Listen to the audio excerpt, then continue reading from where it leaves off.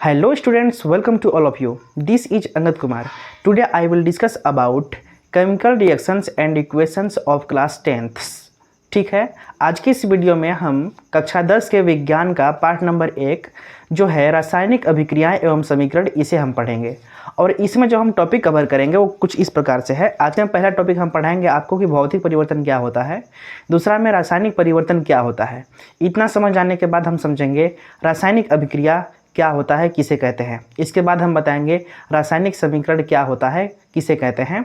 इसके बाद हम लोग समझेंगे रासायनिक अभिक्रिया की पहचान हम लोग कैसे करेंगे। ठीक है, ये 5-6 टॉपिक हम लोग समझेंगे। So I request you to please pay attention.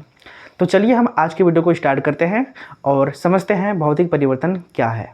भौतिक परिवर्तन में कुछ ऐसा बोलना है कि जब किसी पदार्थ के बाहरी भागों जैसे रंग, रूप, आकार आदि में परिवर्तन होता है तो ऐसे परिवर्तन को हम भौतिक परिवर्तन कहते हैं। इसका एग्जाम्पल आप लिखेंगे। इसका एग्जाम्पल हम क्या लेंगे, ध्यान से समझिएगा। इसका एग्जाम्पल हम लेंगे बर्फ़ का गलना, जल का जमना या जल का वाष्पीकरण। समझे कि नहीं। अगर बर्फ़ है ठोस अवस्था में और वो पिघल कर द्रव अवस्था में बन जा रहा है तो इसका मतलब इसका भौतिक गुण परिवर्तन हुआ है। समझे कि नहीं, भौतिक रूप में परिवर्तन हुआ है केवल, यानी जो हम बाहर से देख सकते हैं।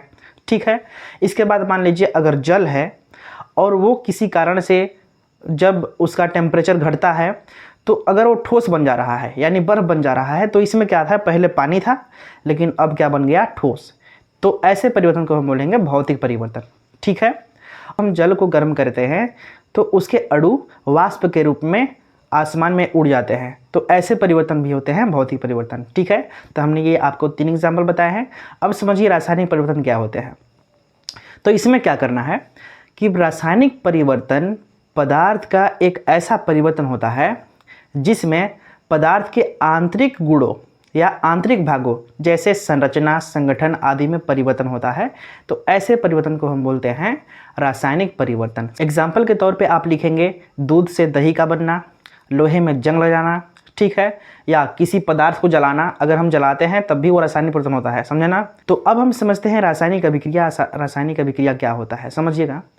रासायनिक अभिक्रिया करने के लिए 2 या 2 से अधिक पदार्थ होना अनिवार्य है। ठीक है, जब तक 2 या 2 से अधिक पदार्थ नहीं होगा रासायनिक अभिक्रिया नहीं करेंगे। ठीक है, इसलिए 2 या 2 से अधिक पदार्थों की आवश्यकता होती है रासायनिक अभिक्रिया कराने के लिए। समझिएगा, जैसे आप लोग घर पे बनाते हैं चावल खाने के लिए, जिसको हम भात बोलते हैं। आप चावल लेते हैं, पानी लेते हैं, फिर उसका अभिक्रिया कराते हैं। ठीक है, यानी उसे गर्म करते हैं और लास्ट में वो क्या करता है कि भात बन के रेडी हो जाता है। समझे कि नहीं। तो जो जो चीज़ें हम लिए हैं पहले से, यानी चावल, कच्चा चावल और पानी, इसको हम बोलेंगे अभिकारक पदार्थ। क्या बोलेंगे, अभिकारक पदार्थ। और जो बन के तैयार हुआ है भात, उसको हम बोलेंगे क्या चीज़, उत्पाद। क्या बोलेंगे, उत्पाद। यानी कि जिन जिन पदार्थों को हम लेते हैं अभिक्रिया कराने के लिए, या बोल सकते हैं कि जो पदार्थ आपस में अभिक्रिया करते हैं, उनको हम बोलेंगे अभिकारक पदार्थ। और जो नया चीज़ बन के उत्पन्न होता है उसको हम बोलेंगे उत्पाद। ठीक है, जब आप अभिकारक और उत्पाद के बारे में समझ लिए तो अब आप समझ सकते हैं रासायनिक अभिक्रिया के बारे में। तो ध्यान से समझिएगा कि रासायनिक अभिक्रिया किसे कहते हैं, इसको परिभाषित हम कुछ कैसे करेंगे। ठीक है, तो ध्यान से समझिएगा। हमें ऐसा बोलना है कि जब 2 या 2 से अधिक अभिकारक पदार्थ, क्या बोलना है, अभिकारक पदार्थ, जब 2 या 2 से अधिक अभिकारक पदार्थ आपस में अभिक्रिया करके नया उत्पाद बनाता है। क्या बोलना है, नया उत्पाद बनाता है, तो इसी प्रक्रिया को बोलते हैं हम रासायनिक अभिक्रिया। क्या बोले हम, जब 2 या 2 से अधिक अभिकारक पदार्थ आपस में अभिक्रिया करके जब नया उत्पाद बनाता है तो इसी प्रक्रिया को बोल देंगे हम क्या चीज़, रासायनिक अभिक्रिया। ठीक है, आपको समझ में आया। तो रासायनिक अभिक्रिया का एग्जाम्पल देखिए यहाँ पे। ठीक है, एग्जाम्पल में हम क्या लिखेंगे, जब हम Mg यानी कि जब मैग्नीशियम का अभिक्रिया करवाएंगे हम ऑक्सीजन के साथ, किसके साथ, ऑक्सीजन के साथ, तो बनाता है, यानी O2 के साथ, तो बनाता है MgO, मैग्नीशियम ऑक्साइड। ठीक है, तो देखिए इधर जो वाला जो पद है इसको हम बोलेंगे अभिकारक पदार्थ। क्या बोलेंगे, अभिकारक, क्योंकि अभिक्रिया यही लोग कर रहा है, अभिकारक इसको कहेंगे। जबकि उधर जो बन के तैयार हुआ है उसको हम बोलेंगे क्या चीज़, उत्पाद। क्या चीज़, उत्पाद। ठीक है, यानी जो अभिक्रिया करते हैं उसे अभिकारक कहेंगे, अभिक्रिया के बाद जो मिलता है उसको हम बोलेंगे उत्पाद। ठीक है, तो हम जब मैग्नीशियम का ऑक्सीजन के साथ रिएक्शन करवाएं, हम अभिक्रिया करवाएं, तो हमें क्या बना, MgO, यानी कि मैग्नीशियम ऑक्साइड। अब ये रासायनिक समीकरण लिखने के बाद में इसको संतुलित करेंगे। क्या करेंगे, संतुलित। संतुलित क्यों करते हैं, देखिए एक नियम है द्रव्यमान संरक्षण का नियम। ठीक है, यानी अभिक्रिया से पहले जितना द्रव्यमान रहता है अभिकारक पदार्थों का, अभिक्रिया के बाद भी उत्पाद का उतना ही द्रव्यमान रहता है। ठीक है, द्रव्यमान कभी चेंज नहीं होता है, केवल एक रूप से दूसरे रूप में परिवर्तित होता है। जैसे मान लीजिए आप अगर चीनी लेते हैं 2 kg, कितना, 2 kg, और मान लीजिए पानी लेते हैं कितना, 2 लीटर। बोले तो मान लीजिए आप तराजू पे अगर तौलेंगे इसको लीटर में रख के, तो मान लीजिए 2 kg ये भी है, कितना है, 2 kg। जब इधर मिला करके आप बनाएंगे शरबत, क्या चीज़, शरबत, तो इधर हमारा तैयार होगा 2 kg चीनी और 2 kg पानी, दोनों मिलकर कितना हो गया, 4 kg। पानी को लीटर में मापते हैं, किसमें, लीटर में, लेकिन खुदा न खास आपको तराजू से तलना पड़े लीटर में रह करके, किसी बर्तन में रह करके। तो मान लीजिए 2 kg चीनी हो जा रहा है, 2 kg पानी हो जा रहा है, तो उधर जो बनेगा शरबत उसका वेट जब नापेंगे आप तो 4 kg होगा। कहने का मतलब है कि अभिक्रिया से पहले जो हमारा था, ठीक है, यानी जितना द्रव्यमान, अभिक्रिया के बाद भी उतना ही होना चाहिए। तो अभिक्रिया से पहले क्या था, 2 kg और 2 kg 4 kg, और अभिक्रिया के बाद बना है 4 kg। ठीक है, इसीलिए द्रव्यमान चेंज नहीं होता है, केवल परिवर्तित होता है एक रूप से दूसरे रूप में।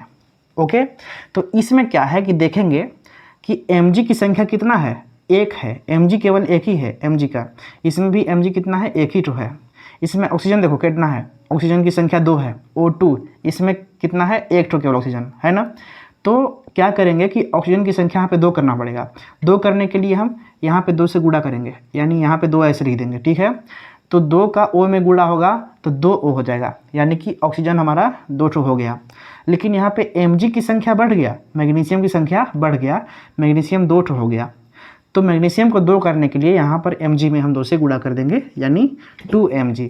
तो ये हमारा रासायनिक समीकरण संतुलित हो गया। ओके, ये हम एग्जाम्पल लिख देंगे रासायनिक अभिक्रिया वाला में। ठीक है, रासायनिक अभिक्रिया का जो हम आपको बताए हैं परिभाषा, उसके नीचे आप ये एग्जाम्पल लिख देंगे। ठीक है, और इधर आप लिखेंगे अभिकारक और उधर क्या लिखेंगे, उत्पाद। और ये चीज़ समझाने के लिए आपको बोले हैं, इसको लिखना आवश्यकता नहीं है। ओके, अब हम समझते हैं रासायनिक समीकरण किसे कहते हैं, क्या होता है। तो देखिए अभी हमने समझा था कि अभिकारक पदार्थ अभिक्रिया करता है और जो बन के तैयार होता है उसको हम बोलते हैं उत्पाद। ठीक है, यानी अभिकारक उत्पाद आप समझ चुके हैं ना। तो अब हम समझते हैं रासायनिक समीकरण क्या होता है।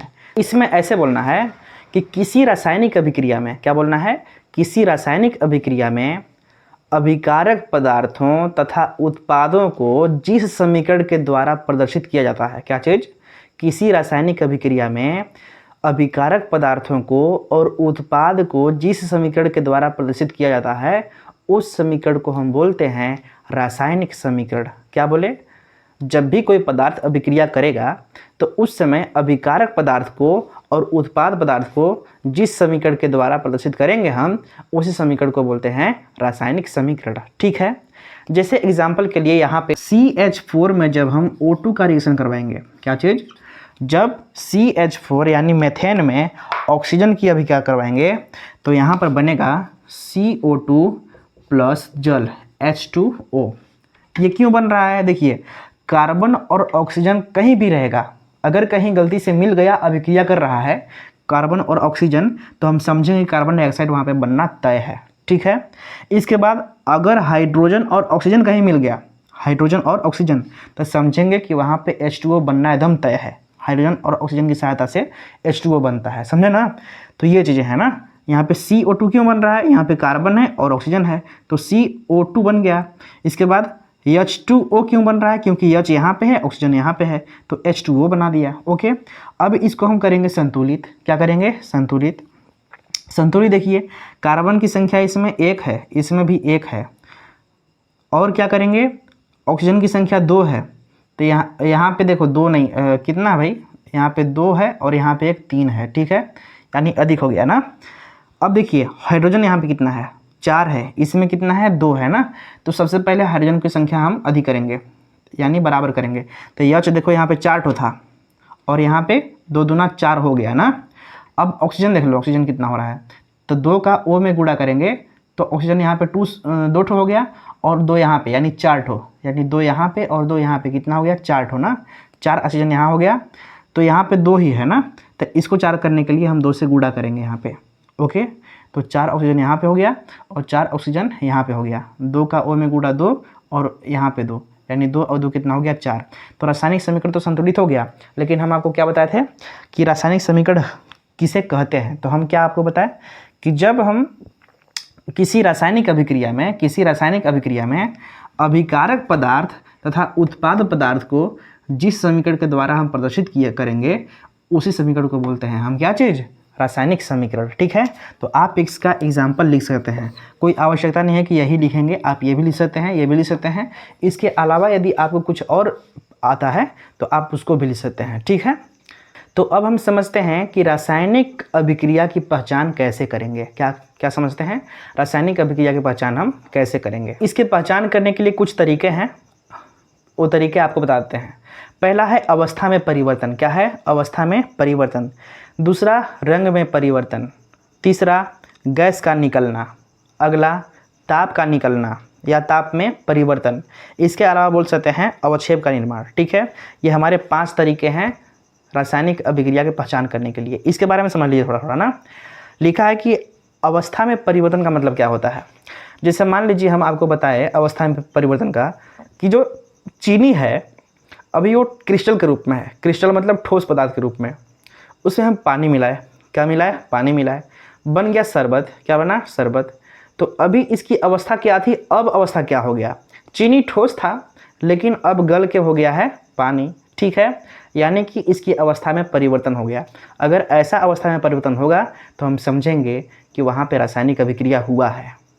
ठीक है, इसके अलावा आप समझिए कि वायु में नमी की मात्रा रहती है उपस्थित और ऑक्सीजन की मात्रा रहती है उपस्थित, और इस कारण से जब लोहे को अगर हम नमी में छोड़ देते हैं तो ऑक्सीजन से रिएक्शन करता है। इसके बाद में उसके ऊपर में जंग लग जाता है।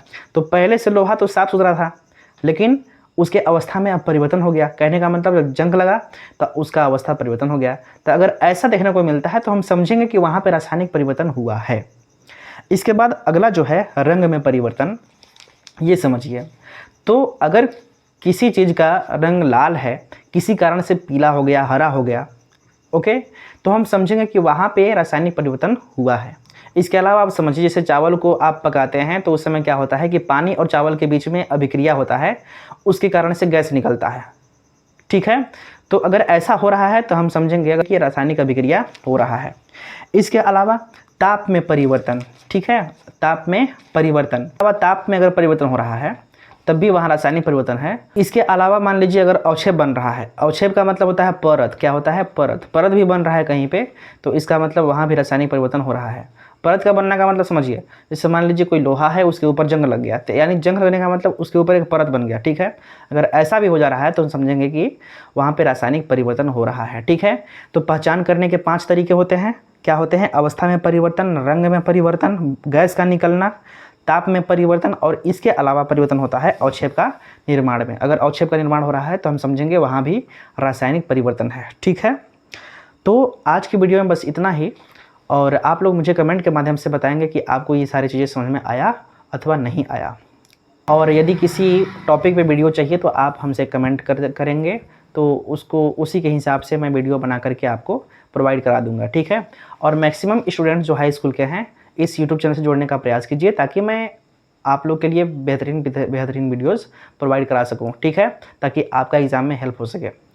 सो I request you to please like, subscribe and share this video to all of you dear students. Thank you so much.